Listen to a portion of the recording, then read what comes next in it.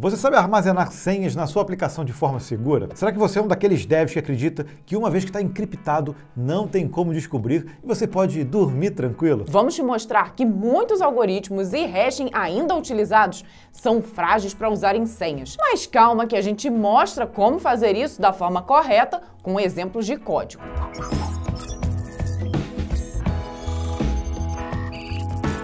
Acho que o tendão de Aquiles de muitos devs, seja iniciante e até alguns experientes, acaba sendo a segurança das aplicações. Quando falamos de segurança, a gente esbarra nas senhas e na maneira como muitos armazenam elas no banco de dados. Já se foi o tempo que você podia dormir tranquilo só porque o seu banco de dados tem senha de acesso e as senhas dos seus usuários ficavam ali guardadinhas em plain text. Aliás, não armazenar senhas em texto puro por si só já deveria ser ali a lição número 1 de qualquer aula de banco de dados. Mas não só em plain text. Outra ilusão é achar que algum encoding já é o suficiente. O encoding é útil para outras coisas, não senhas, pelo simples motivo que é possível fazer o decoding ou decodificar, o que seria restaurar a informação para sua forma original. Outra ilusão é achar que só porque a senha passou por algoritmos de hashing como o MD4 e o badalado aí conhecido MD5 pode ir para o banco de dados que já vai estar seguro. Isso é passado. Esses algoritmos são muito legais,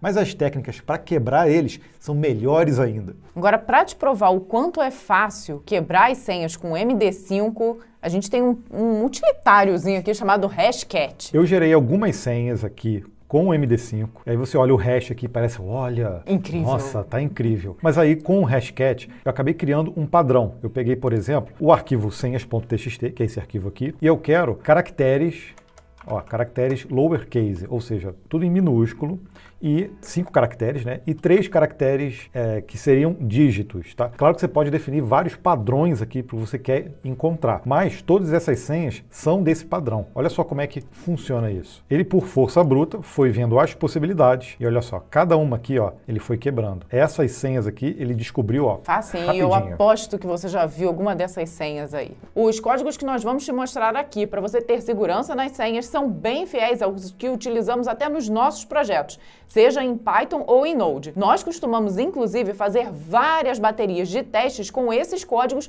no nosso VPS da Hostinger para avaliar a performance e velocidade de execução. Eles funcionam muito bem por lá, pois além de SSD para armazenamento, o VPS da Hostinger conta com uma flexibilidade incrível para você configurar do jeito que você quiser. Outro aspecto bem importante de segurança é que você consegue gerar certificados SSL gratuitamente para quantos domínios precisar e pelo próprio painel deles você pode criar imagens de backup e restaurar em minutos. Então, se algo der errado, você tem a garantia de voltar com a sua aplicação muito rápido. Além do preço, que é um dos melhores que existe e você ainda pode escolher servidores aqui no Brasil.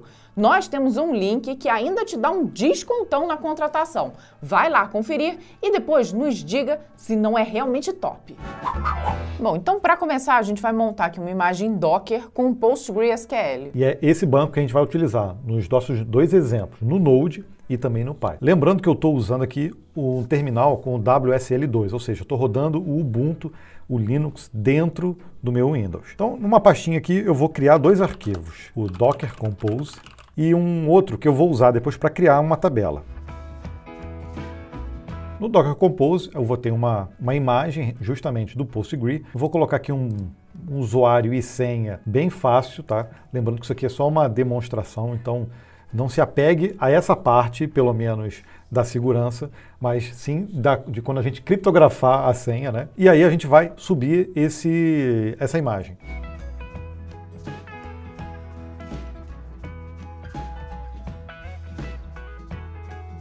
Nosso container está rodando. Eu vou voltar aqui para mostrar também o create table que eu usei, né? Vai ser uma tabela chamada users e eu vou ter poucos campos, um ID, username, e-mail e o password. Como esse arquivo create table está aqui local, eu preciso copiar ele lá para o meu container para eu conseguir rodar, né? Então a gente pode ver aqui qual é o container que a gente criou. Ele tem um ID aqui e a gente pode copiar esse arquivo. Deixa eu limpar aqui. Lembrando que agora a gente pode entrar no terminal do nosso container, justamente colocando esse ID. Vamos ver se o create table está lá. Está lá, ó. E agora a gente pode se conectar ao Postgre e executar esse create table.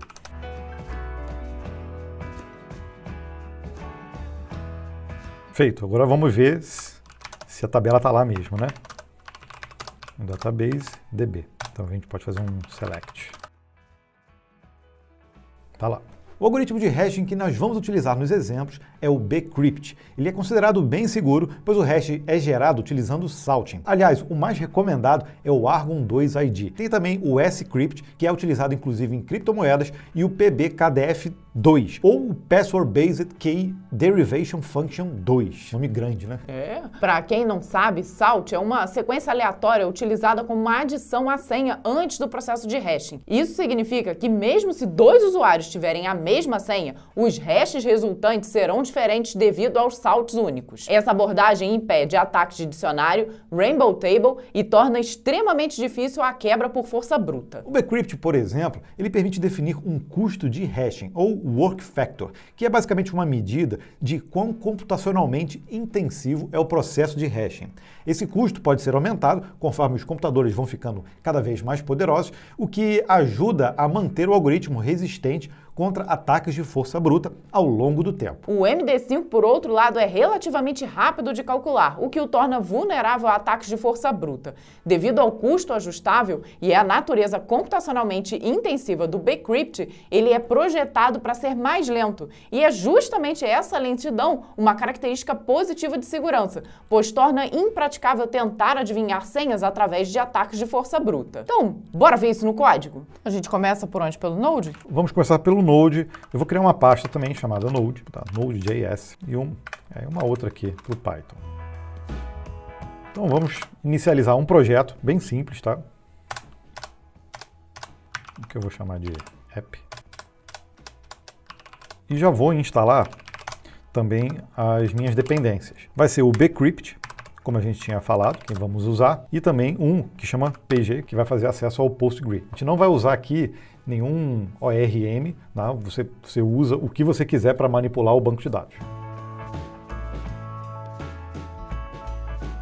Dependências instaladas. Eu só configurar também um script para a gente rodar aqui no dev. Eu vou colocar aqui um node app. E aí eu vou gerar aqui também dois arquivos. Um que eu vou chamar de user.js e um outro que vai ser o app.js.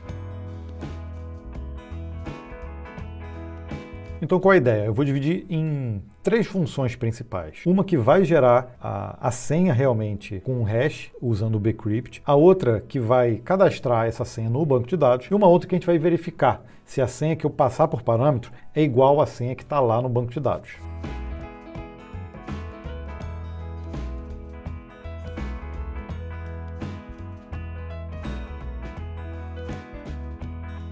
Já deve ter percebido que a gente está usando o GitHub Copilot aqui, ele vai dando uma ajudada por enquanto, né? Vamos ver, se ele começar a atrapalhar, eu tiro ele fora.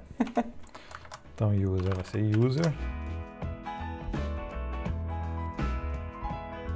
Então, ó, como eu falei, vão ser três funções. Eu vou chamar a primeira função de create hash password. Tá? Ela vai ser uma função assíncrona. E aí, a gente precisa utilizar o salt. O que é isso? É a quantidade de saltos, né? Quantidade de vezes em que ele vai gerar um caractere ali para ser anexado ao nosso hash. E aí, nesse caso aqui, eu já vou colocar quantos a gente vai usar. Então, salt rounds igual a 10. Vou chamar aqui de hashed password. Ele vai chamar a função hash, justamente passando o bcrypt hash. Ok, tudo certo. E aí ele vai retornar a função. Agora eu vou ter uma função para criar o usuário justamente, mas eu vou usar o nome store user. Ele vai receber username, e-mail e a senha. Ele vai chamar a função create hash password, tudo bem, e vai fazer a query, username, e-mail, password, os valores 1, 2, 3, tá, é por aí. E aí a gente pode justamente retornar aqui a função, mas eu vou também deixar um console log por enquanto aqui, tá? E como terceira função, a gente vai usar o verify password by username. Pronto. Então eu vou passar o nome do usuário e a senha, e aí ele vai fazer a verificação. Montamos a query. Então, dessa forma, a gente resgata a senha que veio do banco de dados, que está com o hash, e a gente usa uma outra funcionalidade do próprio bcrypt, que é o compare. A gente usa a senha aberta, que foi enviada aqui pela função, e a senha hashed. E aí ele que tem a função de fazer essa comparação. E aí ele diz se a senha é válida ou não. Eu posso fazer um retorno aqui também, mas eu também vou colocar aqui uma função, tá? Um console log. Bem simples. Então esse é o meu primeiro arquivo, essa é a funcionalidade principal, né? Gerar o hash e verificar se aquele hash bate com o texto, né? A senha que você está enviando. Agora a gente só precisa importar isso para o app e a gente utilizar ele, né?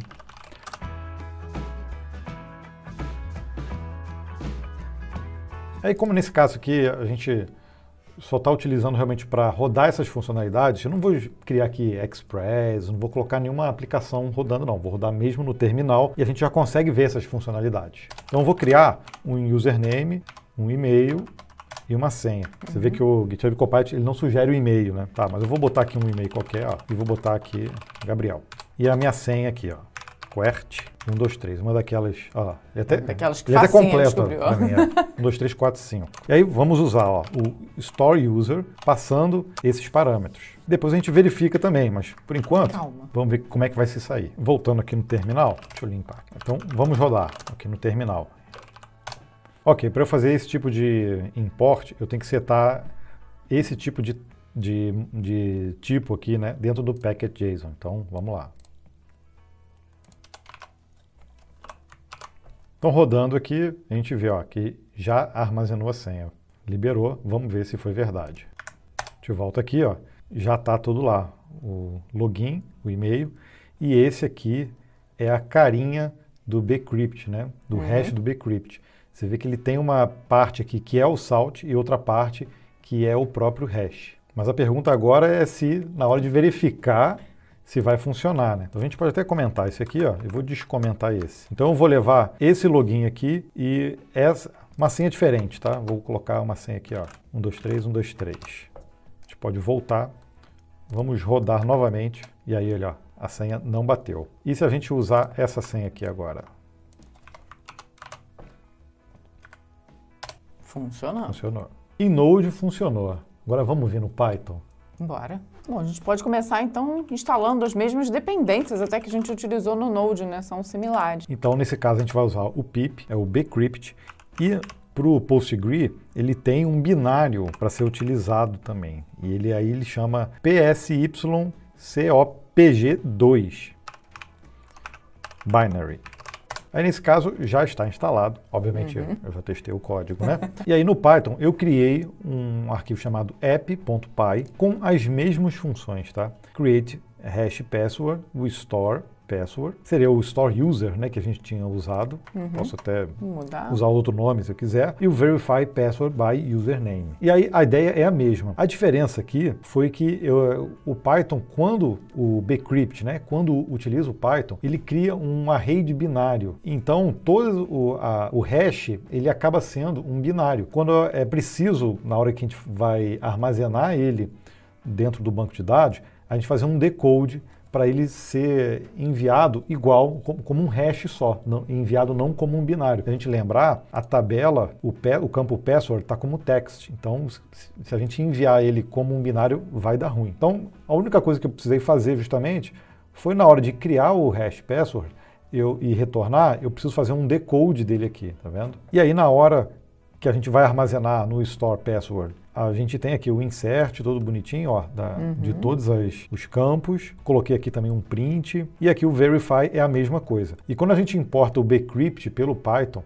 a gente pode importar já as 3 funções que a gente vai utilizar, que é o hash pw, o gensalt e o check pw. Ou seja, ele já tem funções próprias para manipular a senha. E é justamente essas funções que a gente utilizou. Ó, na hora de criar o nosso hash, a gente usa ela com o salt, né? Com o mesmo que a gente utilizou lá no Node também. Isso é configurável. Então ele tem aqui o gensalt. E o check password foi na nossa última função, é o verify password by username. Está aqui, ó. Então a gente recebe a senha pela função, ele faz uma query no banco, retorna essa senha aqui, né? A gente precisa fazer o encode, porque aí a verificação também é feita por binário, não é feita com o hash em texto, né? Então a gente precisa fazer um encode também. Essa senha, por exemplo, ó, que veio da função, também precisa fazer um encode. E aí a gente faz a checagem com aquela funçãozinha e ele verifica se a senha é incorreta ou não. Ou seja, em resumo, com Python tem que tomar esse cuidado extra com o encode e o decode por conta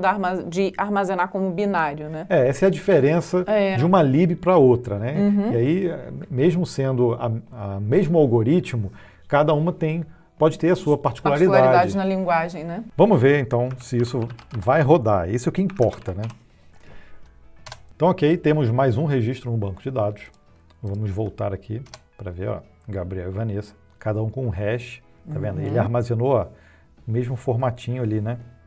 Ela está um pouquinho diferente aqui no ponto, mas eu acho que não tem problema. O que a gente pode fazer agora é verificar a senha da Vanessa. Eu vou botar uma senha diferente aqui, ó. E a minha senha foi colocada lá pelo Node. Vamos ver se ela vai estar certa. Então, nesse caso aqui, a Vanessa tem que dar false e aqui tem que dar true, né?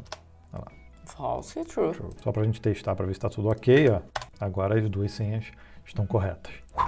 Deu para perceber, né? Como escolher um algoritmo de hashing de senha seguro é deveras importante. Mas lembre-se que isso é apenas uma parte da proteção de senhas. É crucial também implementar medidas de segurança adicionais, como HTTPS para proteger as senhas durante a transmissão e política de senha robusta para garantir que as senhas dos usuários sejam fortes desde o início. Se você escolher qualquer um desses algoritmos que recomendamos, fique tranquilo, pois eles têm libs aí para PHP, C#, Java e dezenas de outras linguagens. Se você aprendeu algo aqui nesse vídeo, nós ficamos muito felizes de receber o seu like e ainda mais se você se inscrever aqui no canal. Se é novo por aqui, depois navegue em nossos vídeos, você vai ver que nós estamos aqui há mais de 8 anos publicando vídeos sobre a área de desenvolvimento de software e conteúdo aqui é o que não falta. E se ficou alguma dúvida ou você ainda utiliza uma outra forma para armazenar as suas senhas, deixa aqui nos comentários. Os melhores comentários vão ganhar destaque no vídeo, beleza?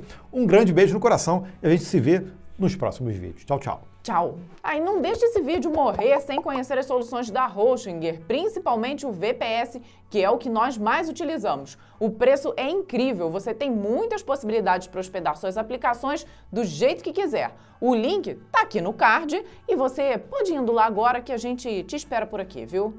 Tchim, tchim. Vamos tomando café enquanto você vai.